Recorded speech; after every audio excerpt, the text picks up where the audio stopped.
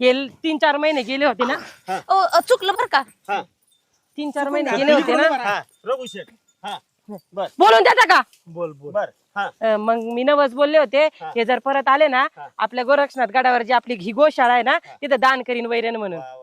रघु शेठ तुम्ही असेच कायम दादा म्हणजे ते कायमच आता जाऊ का नको मला एक सांगा, तुमचं काय भानगड तुम्ही आज मला काही दिसलं नाही पहिल्यांदाच वैरण आणली काय नाही काय माझा माहितीये? नवरा आला म्हणून खुश झाली असं.